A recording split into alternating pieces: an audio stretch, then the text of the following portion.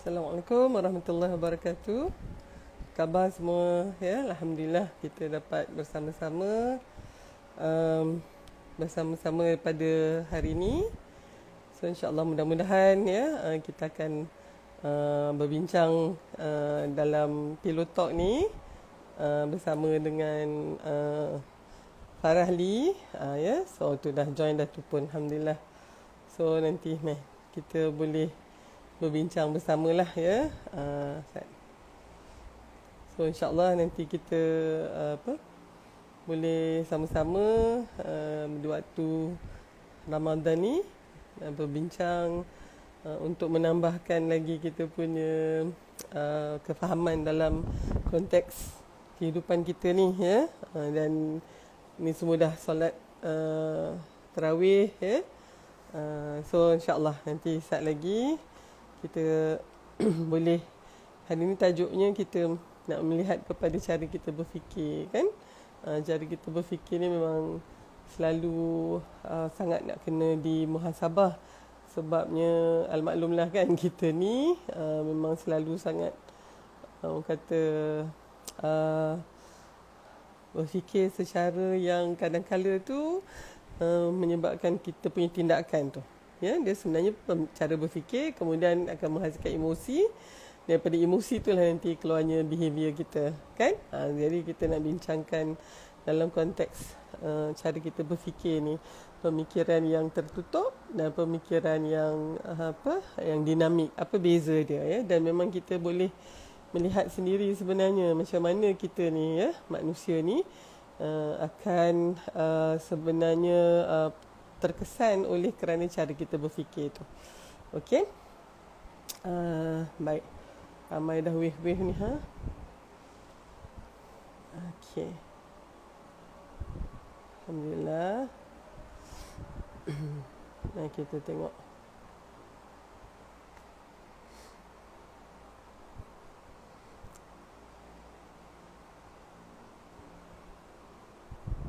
Dah. Okey. Kita nak masukkan Farah Lee ni ha. Farah dah ada dah ni Farah? Dah ada dah ni.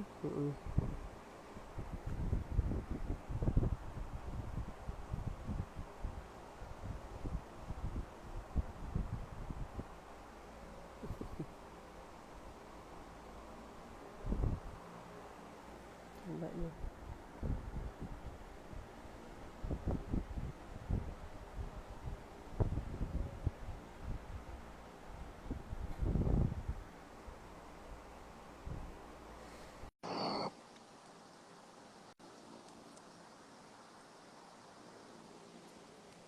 Macam mana semuanya? Alhamdulillah. Farah, apa khabar?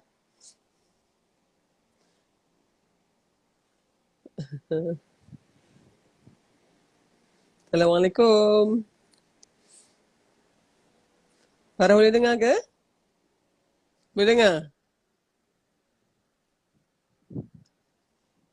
Dia, alamak, Farah punya macam Tadi dengar? macam bunyi robot lah. Okey, okey. Okey, sekarang okey. Tadi macam bunyi ada lag sikit. Dia macam apa? Bergaung-gaung sikit. Okay. Tapi sekarang okey dah. Sekarang okey dah, alhamdulillah. Farah sihat ke tu di rumah ya?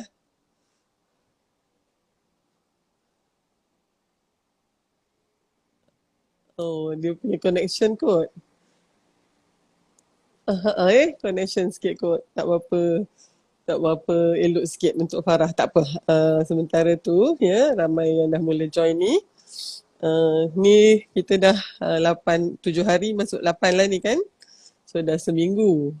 Mariam apa khabar? Alamak, dia duduk tengah lag lagi. Sian Farah punya ni. Tak apa. Ah, boleh ke Farah? Dengan suara Dr. Han? Dengar tak? Alhamdulillah. Okey. Boleh? Dengar betul aja. Okay, Farah, Alhamdulillah. So, kita, okay.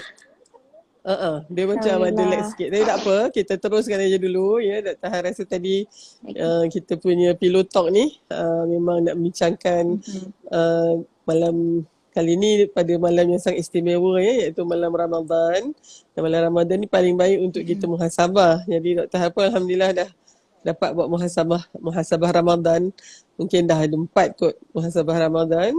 Jadi so dalam Hmm. muhasabah tu yang Dr. fokuskan adalah melatih diri ni supaya tidak sombong dan tidak bongkak ya. Dia sebenarnya kena Hmm. sama-sama tu buat. Kalau seorang-seorang je pun kadang tu satu kita tak perasan yang kita sebenarnya memang sombong selama ni. Tu satu. Keduanya kita kadang-kala tu tak dapat kekuatan juga kan untuk melatih diri kita. Dan tajuk kita hari ni Farah sangat sangat berkaitan tau Mhm. dengan konteks merendah hati tu kerana banyak antara kita ni sebenarnya tak dapat nak mencapai tahap tawaduk tu kerana cara kita berfikir. Ya, okay. Jadi kita rasa itu yang kita nak bincang hari ni kan. Ya, Farah, betul kan? Betul. Kita punya tajuk adalah how to choose happiness, Uh, faith versus growth mindset. Mindset. Okay. So, Farah ada buat homework sikit ke pasal fixed and growth mindset tu? Kok boleh share dulu. Nanti Dr. Har sambungkan insyaAllah.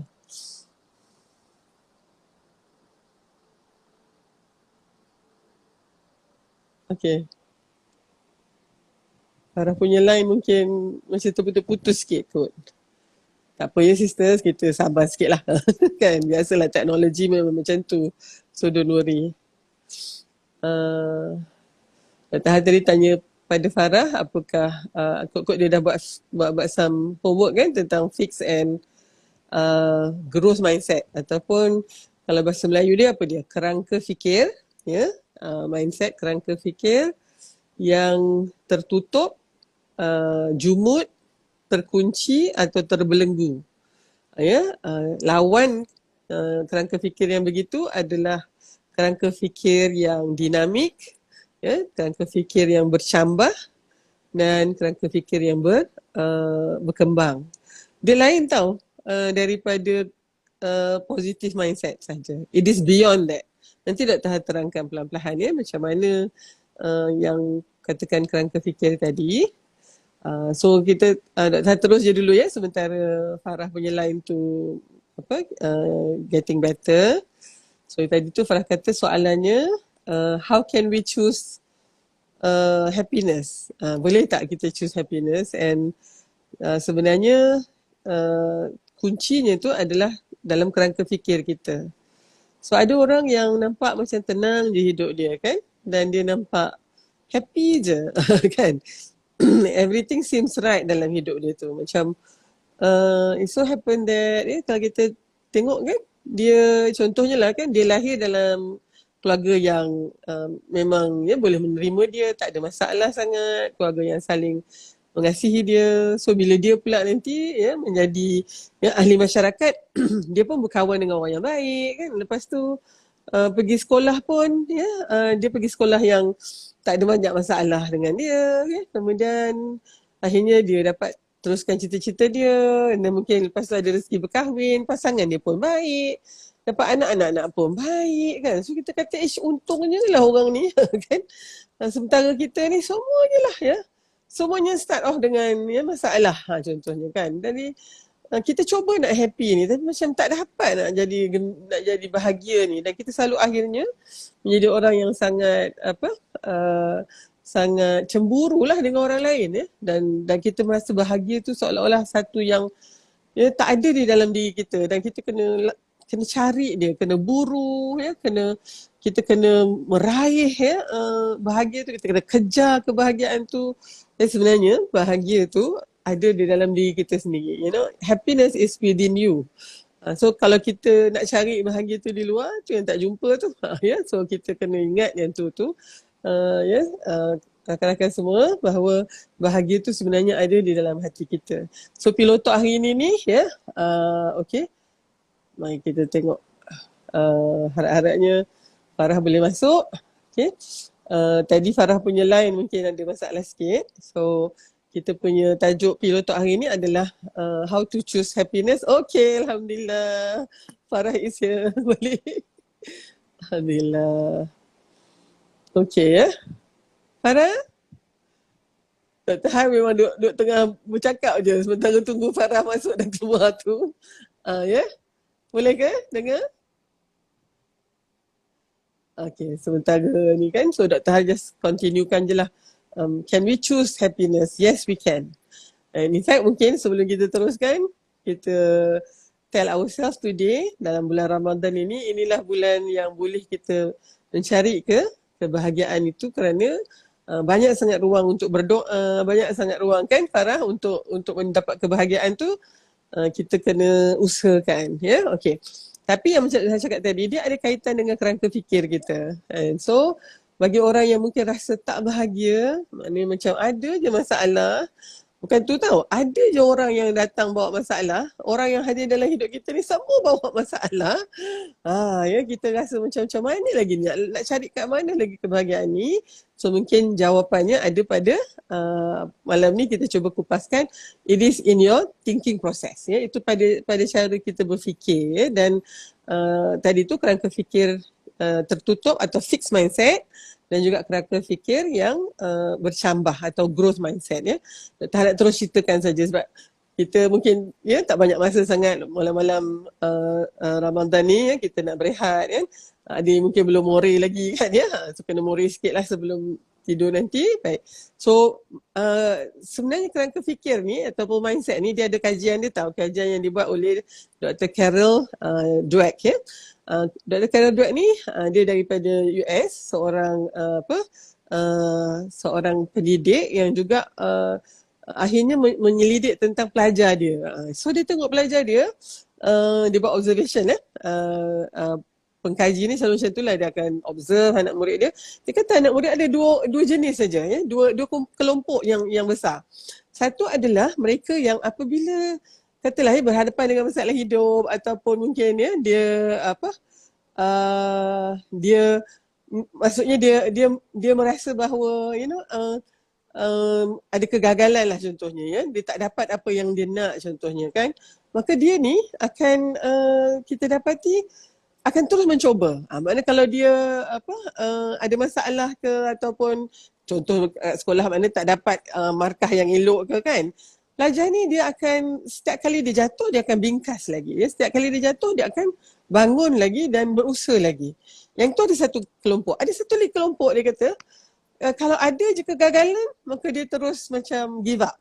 Itu ya, dia akan terus macam tak boleh nak bangun lagi ya untuk cuba memperbaiki keadaan. So sekali gagal tu macam gagal selama-lamanya. Dan diperhatikan pada kelompok yang kedua ni adalah mereka yang walaupun dia pandai ya, tapi nampak macam cepat sangat nak give up. Padahal dia pandai ya. Dan dia macam tak nak berusaha dah sekali gagal tu. Dia sangat rasa ya seolah-olah dia merasakan bahawa saya memang tak boleh nak buat apa dah ni ya. Saya dah gagal dah. Kata macam tu.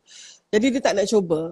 Ataupun satu lagi kelompok ni yang sememangnya dia memang tak berapa cerdik contohnya ya, tak berapa fokus, dan apabila dia markah tak bagus ke, dia kata tak apalah, saya tak nak macam mana, saya memang tak pandai. Jadi rupanya kata Dr. Dweck ya, yang pelajar yang senang give up ni rupanya mempunyai kerangka fikir yang tertutup ataupun fix tadi.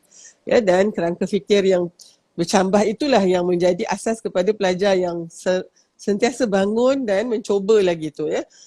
Dan bila kita lihat dalam semua kehidupan kita ya, kita memang akan mengalami masalah ni. Maknanya bila bertemu dengan kegagalan, dari situlah sebenarnya ya, titik temunya ataupun titik permulaan sama ada kita akan bahagia atau tidak. Okey, maklumlah hidup kita ni tak sempurna kan.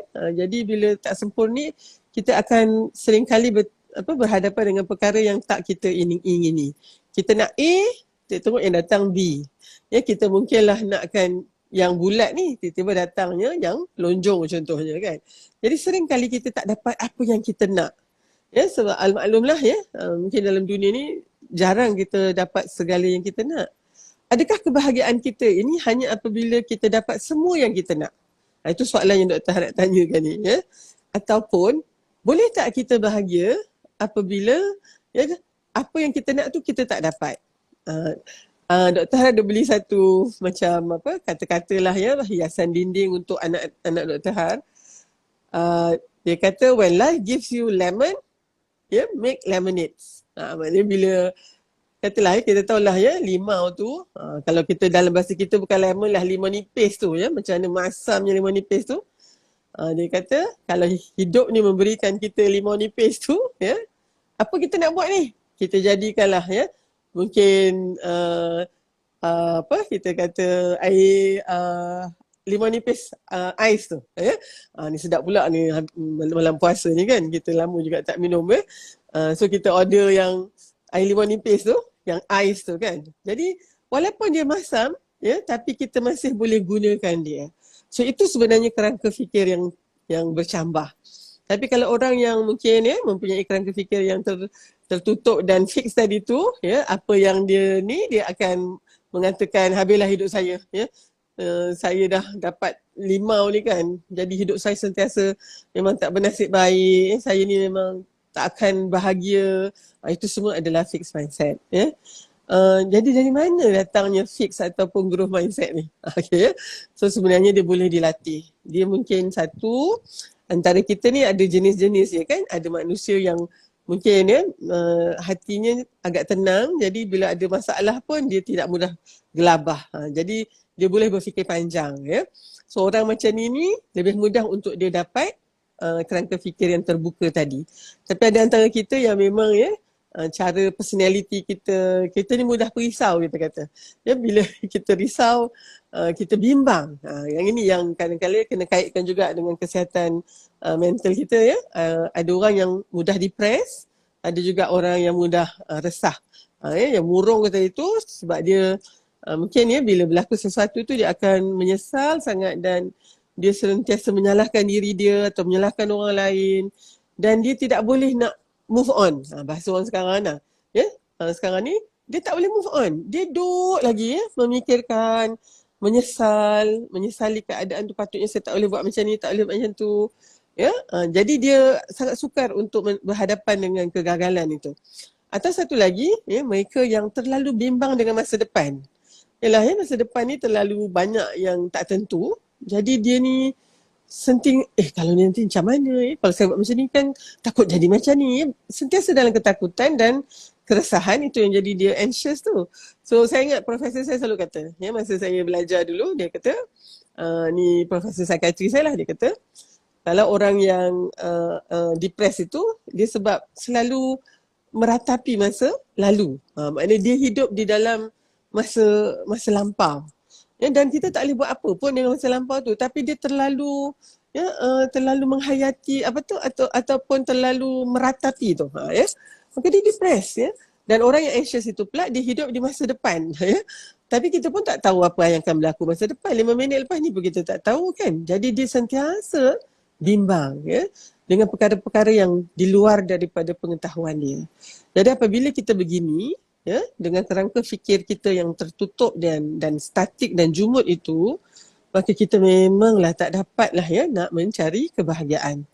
Hidup kita ni macam hidup yang dahlah jatuh ditimpa tangga pula. Bukan tangga, mula-mula tangga kayu je, lepas tu tangga batu pula timpa kita. Jadi makin lama kita rasa kecewa dengan kehidupan ini. So bila begitu, seringkali kita akan mulalah emosi kita, cara kita berfikir tu mengatakan kita ini memang tak layak bahagia, kita ni mungkin orang yang memang nasibnya begini, tak ada siapa boleh bantu kita. Apa bila kita berfikir macam tu macam mana emosi kita? So hari ni Dr. Han cuma nak cakap, daripada kerangka fikir datanglah emosi, dan daripada emosi akan tercetuslah tingkah laku dan perbuatan. Senang aja, dia punya simple tu equation dia. Fikir, kemudian emosi sangat penting sebenarnya, dan kita kena kenal emosi ni sebab daripada emosi tu nantilah akan ya, terhasilnya tingkah laku kita. Atau kita buat macam ni sekarang ni, tingkah laku tu yang kita nampak kan, emosi tak nampak, cara berfikir pun tak nampak. Mungkin kita boleh ghostan pula, ya. Tengok tingkah laku kita, ya, tingkah laku kita, kenapa kita buat perkara ni? Kebanyakannya tu kerana kita punya emosi, ya. Emosi kita, kalau katalah emosi kita marah, apa yang kita lakukan? Ya, mungkin mulut kita akan mengeluarkan kata-kata yang kesat, ya, kata-kata yang dengan nada yang tinggi, air muka kita ya, menunjukkan kebencian dan kemarahan kita. Mungkin ya, kita pun bangun tak boleh duduk dah ni. Ya, tangan ni menggetar-getar dah kalau boleh nak ya, orang kata nak tumbuk, nak nak capai sesuatu, nak baling. Itu semua tingkah laku. Ya, dianya adalah dipandu oleh emosi kita. Just kita ghostan ya. Kenapa emosi kita macam tu? Itu satu. Di situlah ya yang kita nak belajar untuk melihat apa dalam fikiran kita. So bila kita tahu ni, saya sebenarnya mula tahu tentang ni, saya rasa mungkin lah ya dalam 15 tahun yang lepas agaknya ya. Prof Datuk Dr. Muhayya tu guru saya ya.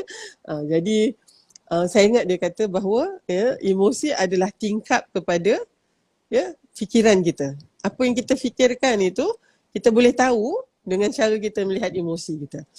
Dan selagi mana kita normal, maknanya tak ada apa masalah dari sudut emosi ya, masalah dari sudut cara berfikir. Bila saja kita punya emosi kita positif, maknanya kita sedang memikirkan tentang perkara yang positif. Ya, dan sebaliknya. Kalau misalnya emosi kita ya ada yang penuh dengan negativity, maka sebenarnya kita sedang memikirkan sesuatu yang negatif. Ada kalau misalnya katalah kita berfikir yang negatif tapi emosi kita positif pula, atau sebaliknya ya, kita sedang fikir yang sangat positif tapi emosi kita sangat sedih pula, sangat negatif. Itu ada yang tak kena. Itu memang kena jumpa pakar psikiatri lah ya, sebab ada yang kita panggil incongruent ni ya, yang tak sesuai ni kan, tak bertepatan. Tapi selagi normal ni, selagi biasa ni, insyaAllah itulah dia. Jadi bila Dr. Har tahu tentang tu ya, Dr. Har rasa macam inilah dia sebenarnya ya, cara untuk mengetahui apa yang sedang ada dalam pemikiran kita. Dan di situ rupanya ya, rakan-rakan semua, untuk kita flip kan, ya, untuk kita menjadikan kita berfikir supaya kita boleh jadikan daripada kerangka fikir yang fix tadi tu kepada kerangka fikir yang terbuka. Okey, Dr. Hasan memang dah kena masuk dah kat situ ya, nanti kalau masa kita dah habis pula. Jadi kalau misalnya Farah dia tak boleh masuk kan, so mungkin dia tanya sini. Then apa yang kita boleh buat supaya tidak terlalu terkenang masa lampau yang menghalang kita untuk grow? Soalan ni bagus betul ya. Farah memang kalau bagi soalan, ya, Dr. Har kena ready ni ya, soalan dia kan, insyaAllah. Tu dia, okey. Dr. Har dah baca dah soalan Farah tu. Farah sementara Dr. Har jawab aja. Apa yang patut kita buat untuk pastikan bahawa kita tidak terperangkap di dalam masa lampau kita, dalam fixed mindset kita tu kan. Jadinya di sinilah ya, kalau kita tengokkan orang yang fixed mindset ni, dia selalu rasa bahawa segalanya sudah tak boleh nak diubah. Kan, maksud dia dah jadi macam tu, nak buat macam mana? Kita usaha macam mana pun akan jadi begitulah. Yang itu yang kita kena challenge ya. Sebab orang yang berfikiran dengan kerangka fikir bercambah, dia tidak akan berfikir begitu. Dia selalu akan katakan ada sesuatu yang saya boleh buat. Paling tidak saya tak boleh ya mengulang lagi kesilapan saya. Dan kemungkinan satu lagi, dia tidak menghukum diri dia. Dia akan memaafkan diri dia. So beza antara orang berfikiran bercambah dan berkembang tadi tu dengan orang yang berfikiran fix ataupun jumud dan terkunci ini, mereka akan orang yang bercambah ni kan, orang yang dia akan mudah memaafkan diri dia dulu. Ya, maknanya okey, saya dah buat silap, maka sekarang ni saya tak boleh lakukan lagi kesilapan itu. Maka insya-Allah ya, apa yang dah lepas, tapi sekarang ni saya menjadikan itu satu iktibar, pengajaran. Ya, maknanya kegagalan itu adalah pengajaran. Orang yang fixed mindset kan, dia melihat kegagalan itu adalah sebagai satu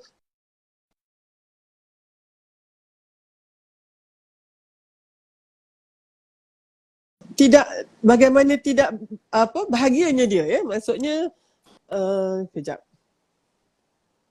Nak terhar pula ni ha. Okey, makan ubat tidur boleh tak? Alamak, dah ada orang nak makan ubat tidur ke? Okey. Farah, nak Ya, terhar saya. ni pula gelap pula. Okey,